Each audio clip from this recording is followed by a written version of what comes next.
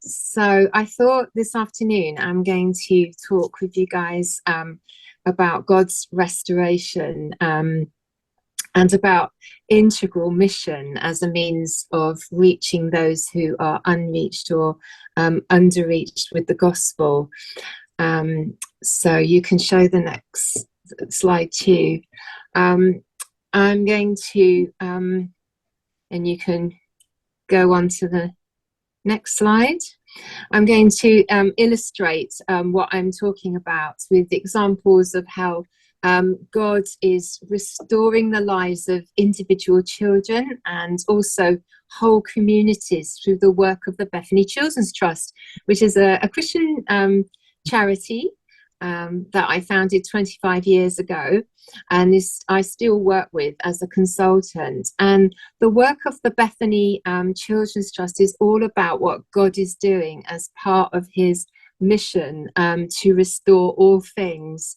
So at BCT, we basically partner with churches and Christian projects on the African continent and equip and empower them to address the roots of child poverty, abuse, neglect, and injustice in local communities through Bible-based teaching and training, and through the support of the most marginalized and vulnerable children and their families. And since we started in 1999, we've worked with 15 project partners in 9 different nations and seen the lives of thousands of children restored and transformed through a holistic, integral gospel, as it were. So what does restoration mean?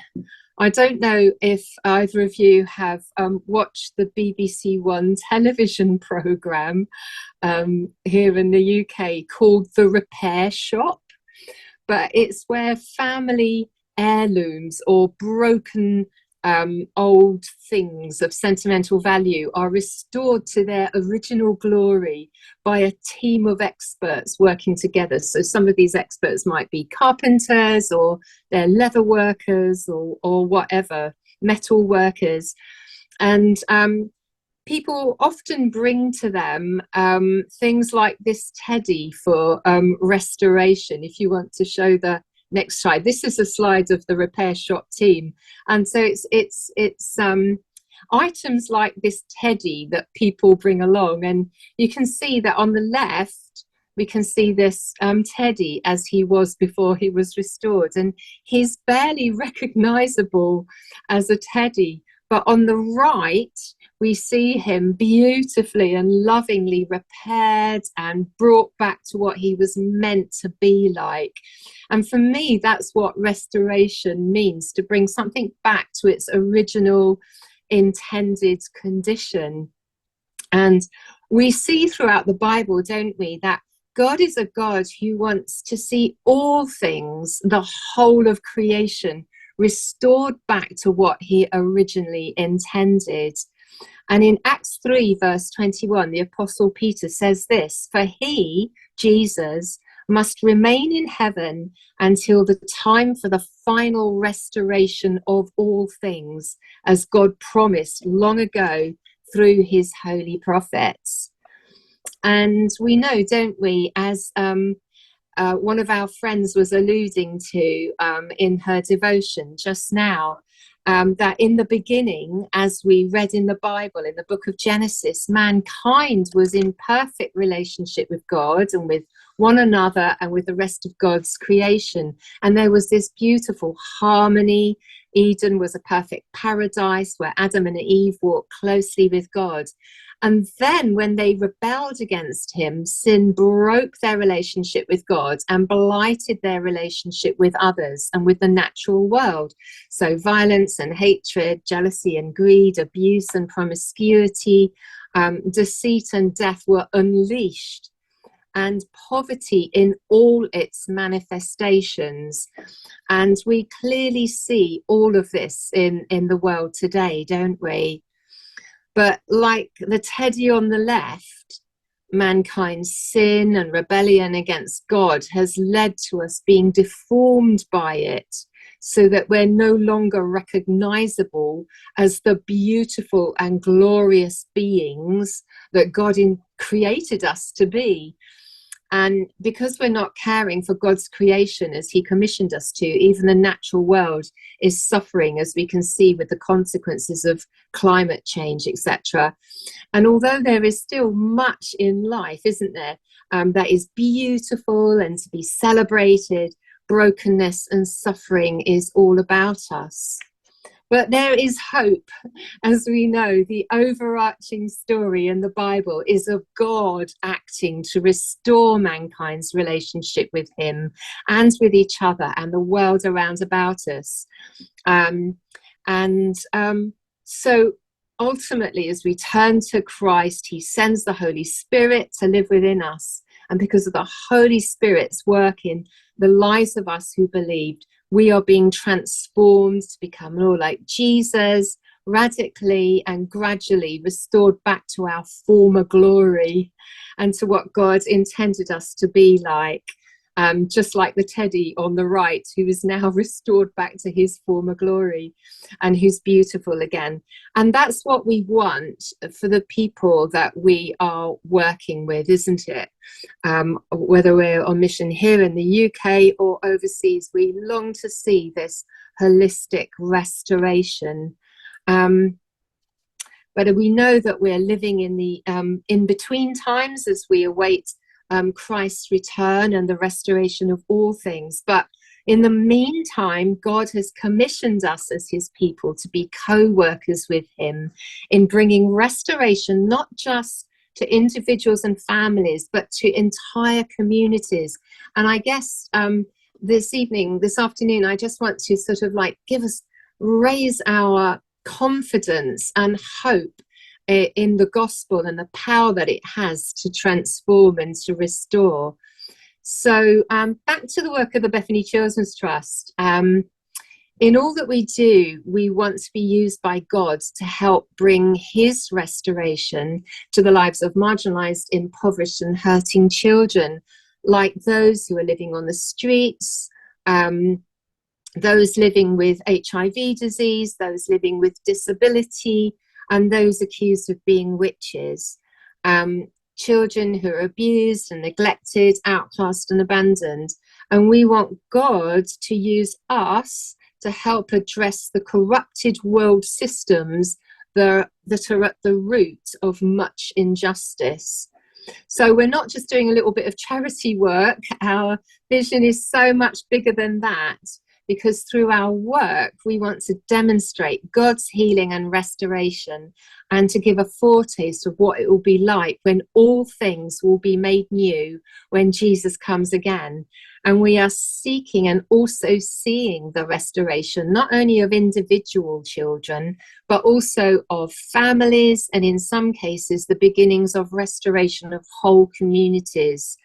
In other words, a holistic restoration. And I think that's what we as God's people need to have faith for, that as we practice and live out an integral mission, that we can expect to see this level of transformation in the communities that we are working in. So I just want to illustrate this by describing to you the work and the impact of APRICOM, which stands for AIDS Prevention, Care and Outreach Ministries, which is one of our project partners. We've worked with APRICOM since 2001, and the project is based in Rwanda. And in the early days, we helped APRICOM to train churches in different parts of Rwanda in HIV care, prevention, and the care and protection of marginalized children affected by HIV. And we also help them to set up support groups for people with HIV or AIDS, and children's clubs and clubs for vulnerable teenagers. You can put on the next slide. This is a group of children that we're working with in Rwanda. And we believe in working through the church. We believe that God has chosen his church and uses his church as agents of restoration. So much of the training that we did was focused on addressing discriminatory attitudes that existed in churches and communities towards people living with HIV. So when you're doing this work, you really need to find out what are some of the roots of this discrimination, what are the roots of the problem itself, and then to address that with the gospel and with holistic action. And we've also been helping the churches to give practical care and support to impoverished children and families whose lives were being ravished by HIV disease. And the churches themselves were trained to set up support groups for people with HIV and for children affected by the disease.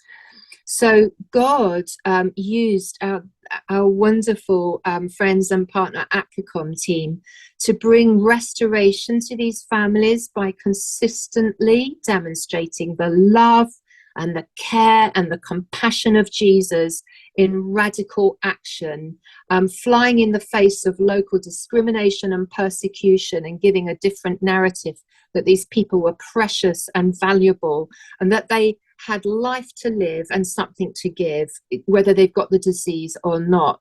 So sharing the gospel, raising up the children and families from despair to hope.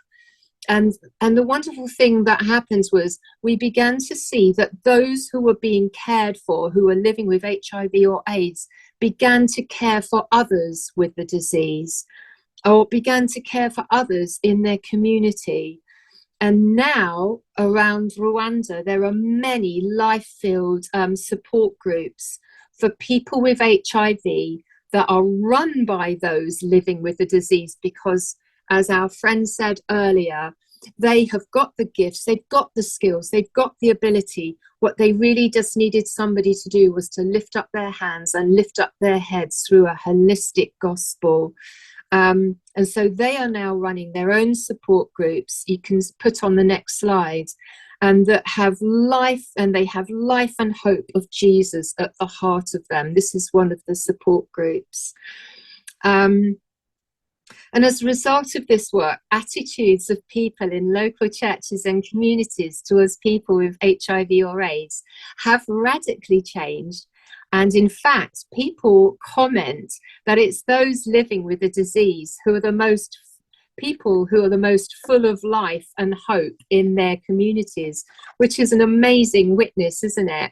Many of them have come to know Christ. In fact, most of them have come to know Christ. And the restoration of lives and relationships is evident as the gospel is shared in word and action. So for the past few years, you can go on to the next slide, with our help, APRICOM has also been bringing the same care and support to children living with disability and their families, like this lovely little boy who I've met. He's absolutely gorgeous with his lovely mum there. Again, APRICOM has had to address stigma in local communities and in local churches towards children living with disability and towards their families,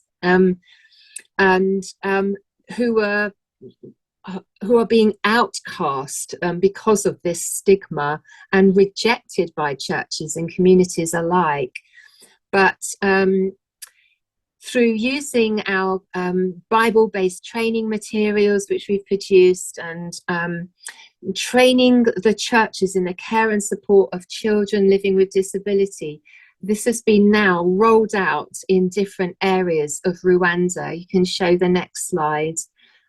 This is one of the training workshops that we run.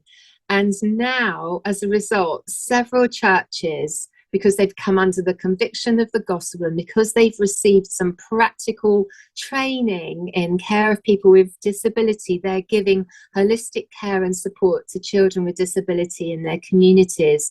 And church volunteers go and give practical care and encouragement. Churches are raising funds to buy wheelchairs and mobility aids, and starting to put ramps into their churches so that there's open access.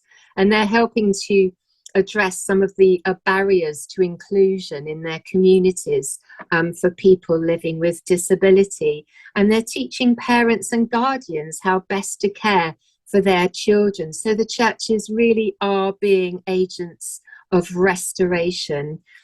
And they're also running support groups for the children and their carers. And so disabled children and their families are now welcomed into local churches, and they're able to participate in and contribute to church and community life. And again, it's just the restorative power of the gospel in word and action that we can expect to see bring about change in this way. And it's so exciting. So I just want to tell you a little bit more about the impact of APRICOM's work in an area called Kagera, one of the districts in Rwanda. And Kagera is in an isolated rural area where there's deep economic, social and spiritual poverty, because as our friend who led the devotion said, poverty has many faces. It's not just economic, but it's also spiritual and social. And you can see what a dry area it is. There's very high unemployment and endemic unemployment rate. And there's endemic alcoholism, particularly amongst men. The divorce rate amongst married couples is very high, and in the past there was a lot of child neglect and abuse. But since APRICOM started working in Kagera about 5 years ago, things have started to change. 12 local churches have been trained in childcare and protection, and 4 new ones are now also being trained. And these churches are now actively reaching out to their communities and supporting vulnerable families. So they've set up a support group for people living with HIV disease or AIDS, which is they're now thriving, as is another group for families for children living with disability.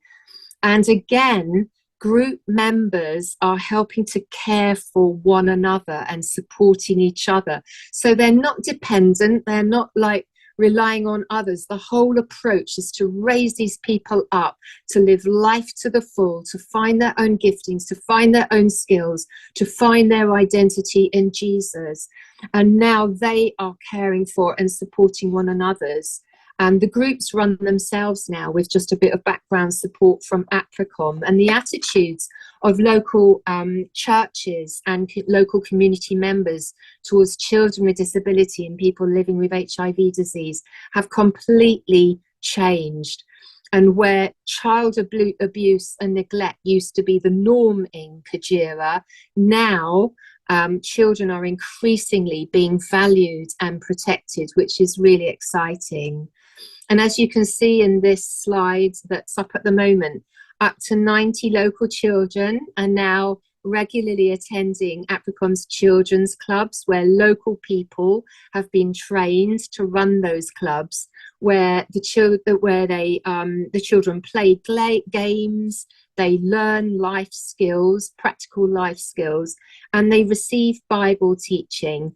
And the children themselves are being transformed by the care and support they're now receiving. And many, many of these children have come to know Christ, and they're the ones that then go and share the gospel with their families.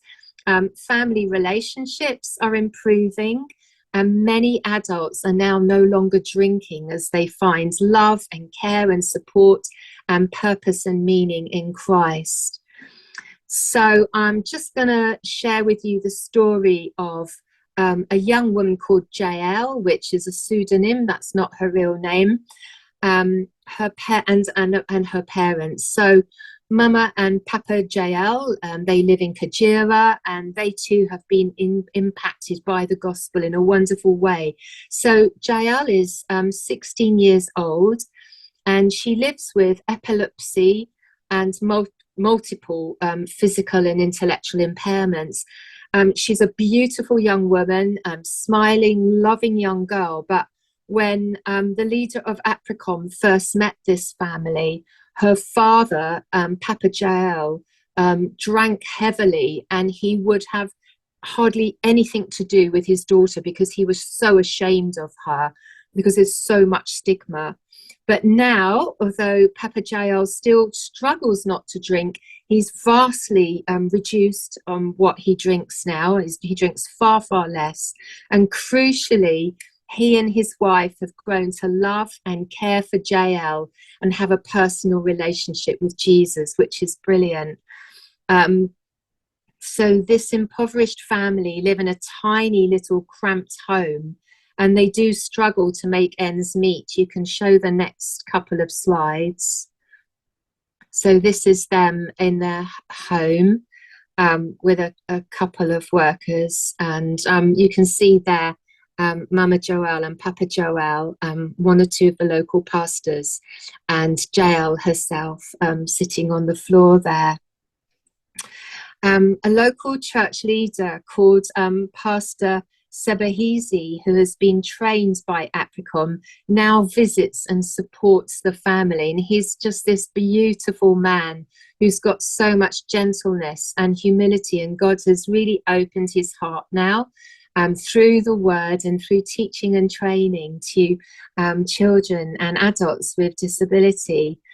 And so when my colleague recently visited Joelle, she asked her parents what the greatest blessing was in caring for her. And they said her smile and the people who help and support us. And before, they said, Pastor Zebahizi and Apricom came to us. We were struggling alone. We felt isolated and unloved, and we were overwhelmed.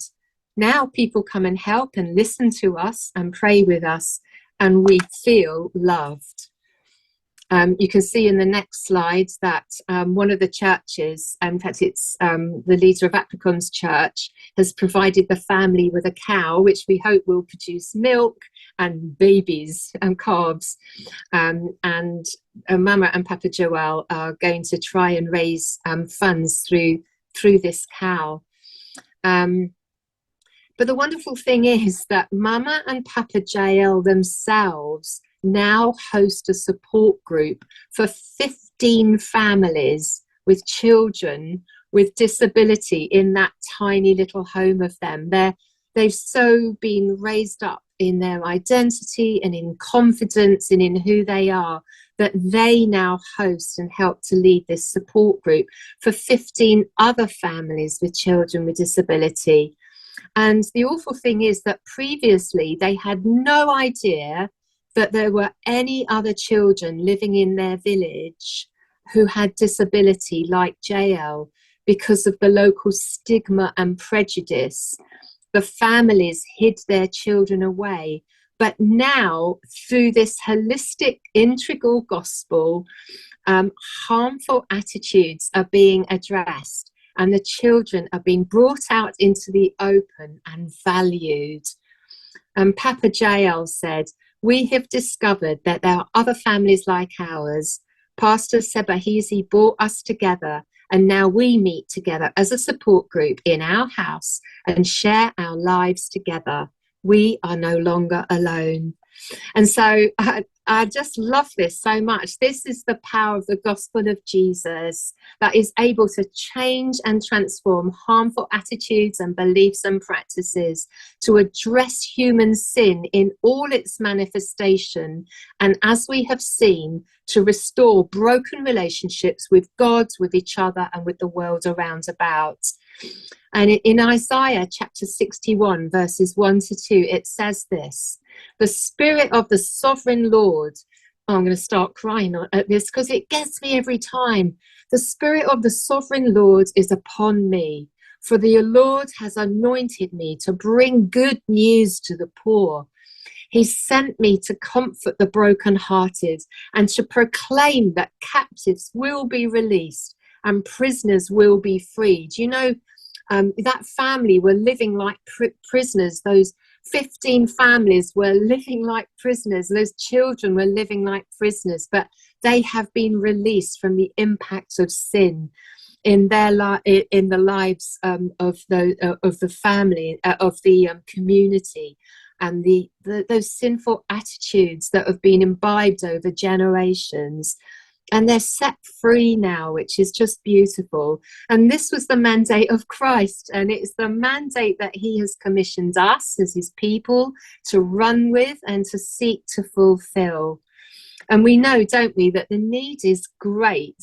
We live in a really broken world, and there's no amount of social welfare and political intervention that can bring about the true restoration of lives, whether in the UK or the nations across the world, because at the root of all brokenness is human sin, and only the gospel of Christ, demonstrated in word and shown in practical action, can do that.